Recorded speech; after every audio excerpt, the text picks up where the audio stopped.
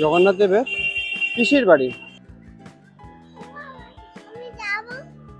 শ্রী গৌর বিহার আশ্রম। তো এবার যেটা আসলাম জগন্নাথ দেবের মাসির বাড়ি, এলাম ফুল আনন্দ ব্রহ্মচারী আশ্রম, পুরীর সেই বিখ্যাত বীচ যেটা। জয় জগন্নাথ, আমি আকাশ।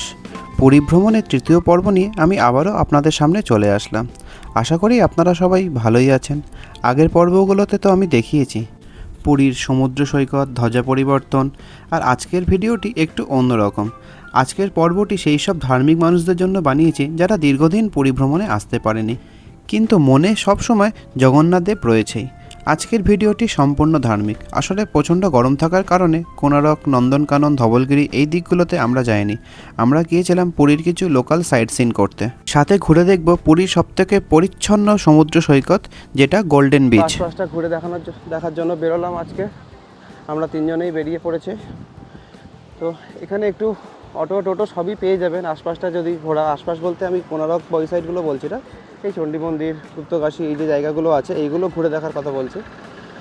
এখান থেকে ঘুরে দেখার জন্য এখানে আপনি টোটো অটো সবই পেয়ে যাবেন প্রচুর পরিমাণে, কিন্তু একটু বার্গেনিং করবেন। 700, 800, 1000, 1200 যা পারবে এরা বলে যাবে। আপনি মোটামুটি 600 থেকে 700-র মধ্যে থাকার চেষ্টা করবেন। আর যদি গ্রুপে অনেকে থাকে তখন একটু চেঞ্জ হবে, আর সেক্ষেত্রে একটু টাকাটা বেশি হলেও গায়ে লাগে না। কিন্তু আমাদের ক্ষেত্রে আমরা দুজন, সেখানে 700-800 বলছে, একটু গায়ে লাগছে জিনিসটা। যাই হোক, আমরা লাস্ট অব্দি এসেছি, বেরিয়েছি। এখান থেকে সমুদ্রটা খুব সুন্দর লাগছে।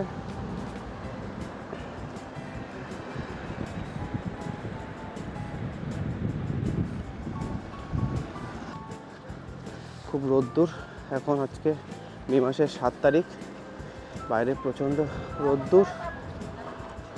তো প্রোটেকশন কিন্তু নিয়ে আসবেন, ছাতা বা সানস্ক্রিন যদি থাকে, ছাতা, টুপি এগুলো কিন্তু ক্যারি করবেন।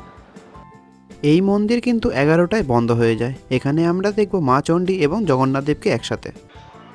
এখানে সেলফি নিতে বারণ করছে, সেলফি তুলবেন না, তুললে শুধু ঠাকুরের ছবি ভিডিও করবেন, সমস্যা নেই, কিন্তু সেলফি বা নিজেদের ভিডিও ছবি করবেন না, সেটাই উনি বারণ করলেন বাইরে।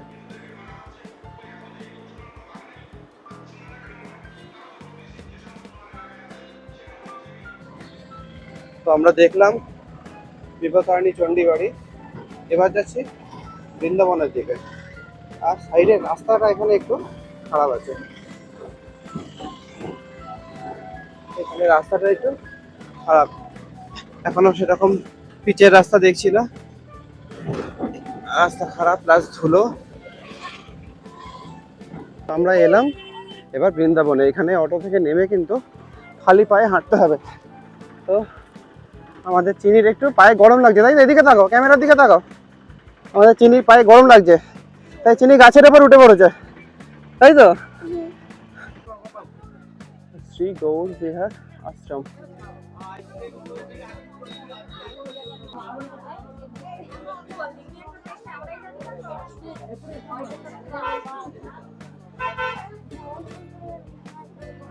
তো এখানে ঢোকার মুখে 10 টাকা করে এন্ট্রি নিল।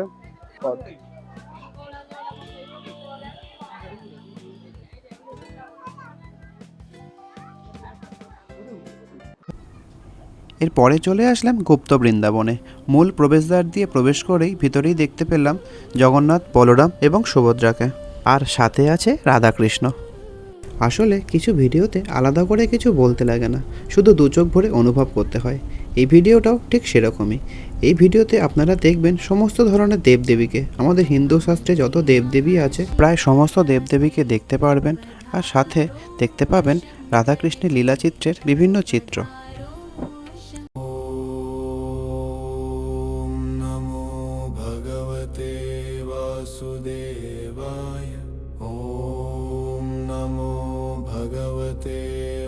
वासुदेवाय ॐ नमो भगवते वासुदेवाय ॐ कृष्णाय वासुदेवाय हरे परमात्मने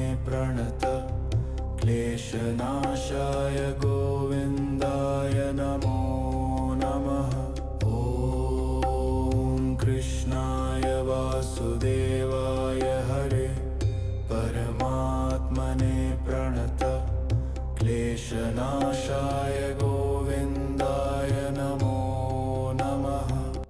এই জায়গাটা পুরো ঘুরে দেখতে আপনার কিন্তু প্রায় 1 ঘন্টার কাছে সময় লাগবে, সুতরাং সেরকম টাইম হিসাব করেই বেরোবেন।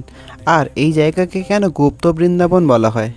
আসলে মনে করা হয় জগন্নাথ দেব শ্রীকৃষ্ণেরই গুপ্ত রূপ, তাই এই জায়গার নাম গুপ্ত বৃন্দাবন। এরপরেই ঠিক আমরা যেখানে এলাম ওমকারেশ্বর টেম্পল, এখানে ঢুকেই দেখতে পাবেন শিবের এক বিশাল মূর্তি।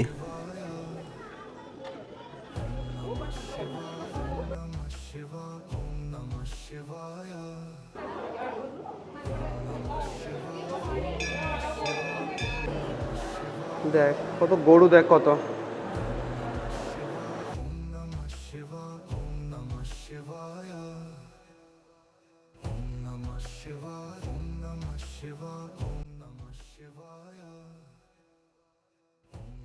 এখানে আসলে দেখতে পাবেন 108টি শিবলিঙ্গ একসাথে রয়েছে।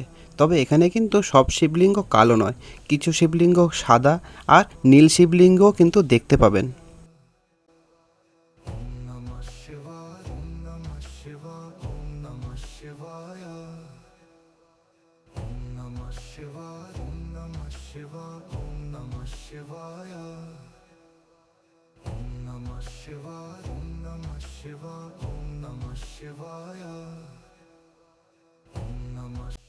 এখানে দেখতে পাবেন শ্রীকৃষ্ণের নাভি থেকে পদ্মফুল, আর সেখান থেকে কিভাবে ব্রহ্মার জন্ম হলো। পরে যেটা এলাম ফুল আনন্দ ব্রহ্মচারী আশ্রম। আসলে এই জায়গাগুলোতে আমরা যে টাইমে গেছিলাম প্রচণ্ড রোদ্দুর, আর নিচে কালো পাথর থাকার কারণে খালি পায়ে হাঁটতে পারছিলাম না, তাই এখানে আর খুব বেশি ঘুরতে পারিনি। আমি আপনাদের অবশ্যই বলবো বিকালে যাবেন। তো এবার যেটা আসলাম শ্রী শ্রী জটিয়া বাবার সমাধি আশ্রম। আর নিচের যে পাথরগুলো কালো পাথর দিয়ে রেখেছে গ্রানাইট, তার উপরে রোদ্দুর পড়ছে আর খালি পা, মানে সে সাংঘাতিক গরম, পায়ে ফসকা পড়ে যাওয়ার মতো।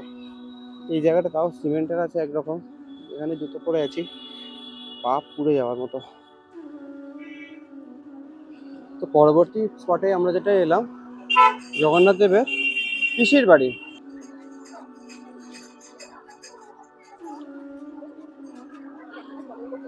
পিসির বাড়ি এত বড় একটা দিঘি,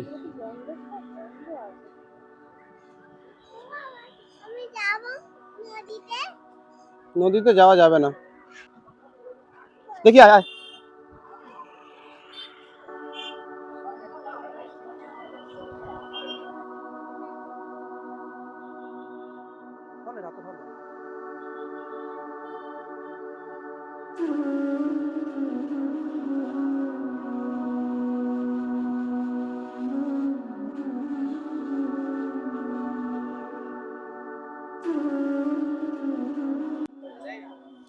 কেমন লাগছে?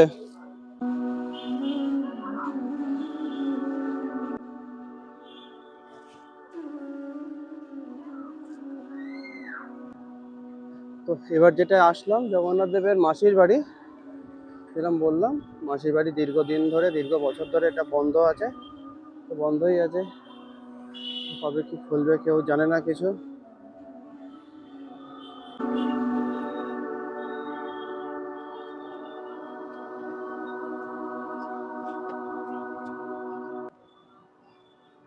ভিতরে কিছু কাজ বাজ হচ্ছে, কিছু দেখা যাচ্ছে না।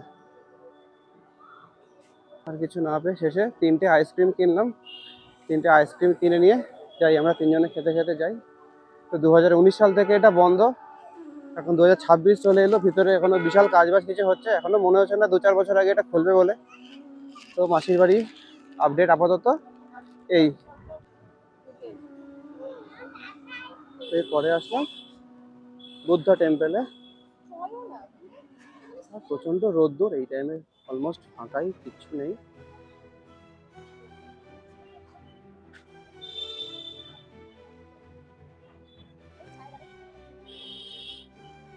তো সিঁড়ি দিয়ে উঠছি বুদ্ধা টেম্পলে, কাউকে সেরকম দেখছি না।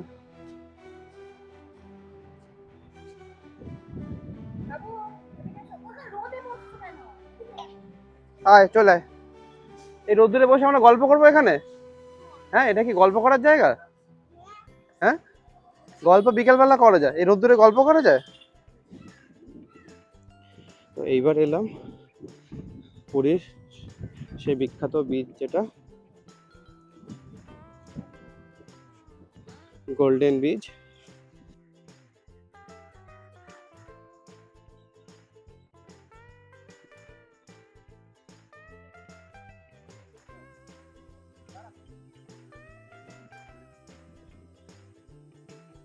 এই হলো টিকিট কাউন্টার, 20 টাকা শুধু ঢোকার জন্য। আর যদি চান করতে হয় আলাদা করে তাহলে হচ্ছে 50 টাকা। যদি চান করার প্ল্যান থাকে তাহলে একবারে 50 টাকা কেটেই, টিকিট কেটেই একবার এখানে ঢুকলে ভালো হয়। আমাদের চান করার প্ল্যান নেই আপাতত, সেইভাবে রেডি হয়ে আসিনি। এখান থেকে ঘুরবো, ঘুরে বেরিয়ে যাবো তাড়াতাড়ি, দেখি ভেতরটা কেমন। তো 20 টাকার টিকিটই কেটেছি। ঢুকেই যেটা চোখে পড়লো, কোণারকের আদলে তৈরি করা খুব সুন্দর একটা ভাস্কর্য। এই হলো সেই বিখ্যাত বিচ। ভিতরে চলে এসেছে, সত্যি বাইরেটা একদম পরিষ্কার পরিচ্ছন্ন, খুব সমান, একদম মাঠের মতো, একদম সুন্দর সুন্দর করে ছাতা করে দেওয়া। যাওয়ার জায়গাটায় বালি যাতে গরম না লাগে সেই জন্য এরকম করে রাবারের কিছুটা পেতে রেখে দিয়েছে, একটা রাস্তা মতো করা, যাতে কারোর কোনো সমস্যা না হয়।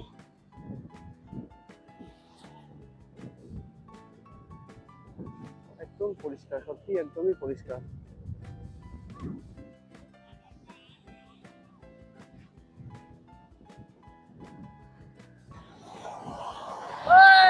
তবে এখানেও কিন্তু অনেক লোকজন আছে, যেটা দেখছি চান করার লোকের কিন্তু কমতি এখানেও নেই। 50 টাকা দিয়ে টিকিট কেটে, তার মানে এখানেও লোকে বেশ চান করে যাচ্ছে। এখানেও কিন্তু বেশ ভালো রকমের লোক আছে, চান করছে।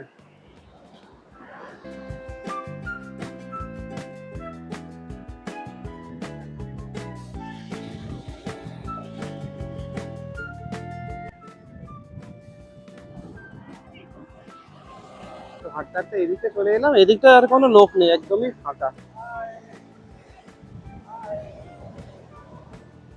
এদিকটা একদমই ফাঁকা। আর ওই দূরের দিকে নর্মাল যে বিচ, বিচ অনেকটা দূরে দেখা যাচ্ছে, ক্যামেরায় হয়তো অত ভালো আসবে না, অনেকটা দূরে ওটা। তো সেইখানে কিন্তু লোকের ভিড়, সেইখানে চান করছে। আর এইটুকুটা রেস্ট্রিক্টেড, টাকা দিয়ে এখানে এন্ট্রি। সমুদ্র দেখতে গেলে পরিষ্কার পরিচ্ছন্নতার জন্য এই জায়গাটায় টাকা দিয়ে ঢুকতে হবে। এখানে ছাতা করা, ছাতায় এসে সারাক্ষণ শুয়ে থাকো, কাপলস থাকলে তো কথাই নেই, শুয়ে শুয়ে সময় কেটে যাবে এই হাওয়া খেতে খেতে।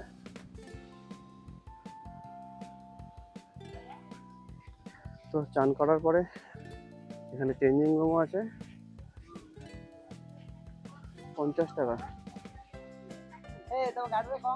50 টাকা ইয়ে করলে, এন্ট্রি করলে এন্ট্রি চেঞ্জিং রুমও আপনারা পেয়ে যাবেন এখানে।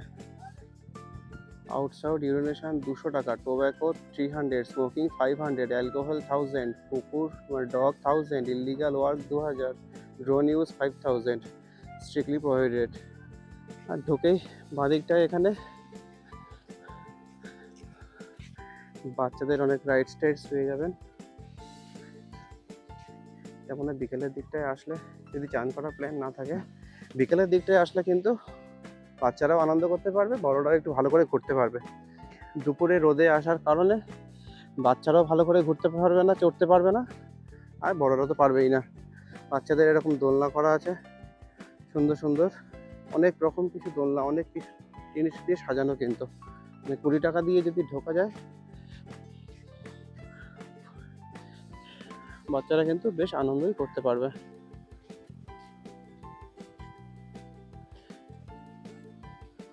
তো এই রাস্তা দিয়ে যতই হাঁটবেন, দুদিকে ঝাউ গাছ আর সুন্দর করে সাজানো। আশপাশে কয়েকটা হোটেলও আছে, ওইখানে থাকার প্ল্যান হলে সেই হোটেলেও কথা বলে থাকতে পারবেন। কেন এটাকে সব থেকে পরিষ্কার বিচ বলা হয়, সেটা না আসলে অবশ্যই জানতে পারবেন না। চারিদিকে যত দূরই দেখা যাচ্ছে খুবই পরিষ্কার পরিচ্ছন্ন।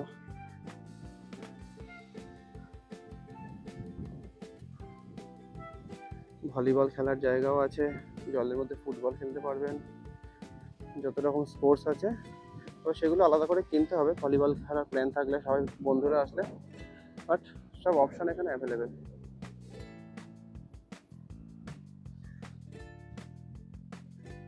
বলছি দুপুর রোদে কিন্তু মানুষের মাথা খারাপ হয়ে যাবে এখানে আসলে। আর এই মে মাসের 7 তারিখ আজকে, বিভৎস গরম। প্ল্যান যদি করেন আমার মনে হয় বিকালে আসাটা সবথেকে পারফেক্ট। বাচ্চারা তো যত রকমের রাইডস আছে সেগুলোকে চড়তেই পারবে, দোলনা, স্লিপ, আরও বিভিন্ন ধরনের যে রাইডস যেগুলো হয় সেগুলো তো পারবেই। আর বড়রাও কিন্তু আশপাশটা হেঁটে ঘুরতে পারবে। দিনের বেলা আসলে সেটা কিন্তু পুরোটাই মাটি, যদি ঘোরার প্ল্যান থাকে। বাট চান করার প্ল্যান থাকলে সেটা বিকেলে তো আর চান করবেন না, বা আমরা করি না সাধারণত, সেক্ষেত্রে আপনাকে এই টাইমে আসতেই হবে, কিছু করার নেই। কিন্তু চান করার প্ল্যান না থাকলে অবশ্যই আমি বলবো বিকালটায় আসুন, একদিন বিকালে টাইম রাখুন আর এটাকে পুরোটা হাঁটুন, এদিক ওদিক দেখুন, খুব সুন্দর করে জিনিসটা সাজানো জায়গাটা। তো আজকে রাতে ট্রেন, আমরা এবার বেরিয়ে পড়লাম। এই সমুদ্র চলে যাচ্ছি কিন্তু আমরা, টাটা করে দে।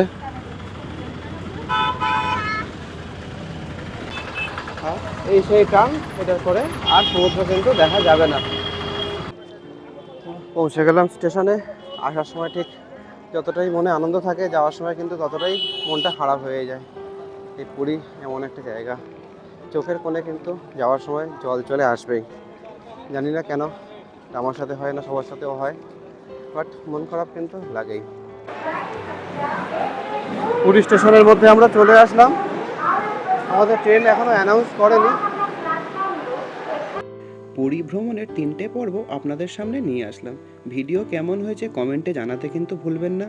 আর ভিডিও ভালো লাগলে সাবস্ক্রাইব করে পাশে থাকবেন। থ্যাংক ইউ, দেখা হচ্ছে আবার পরের ভিডিওতে।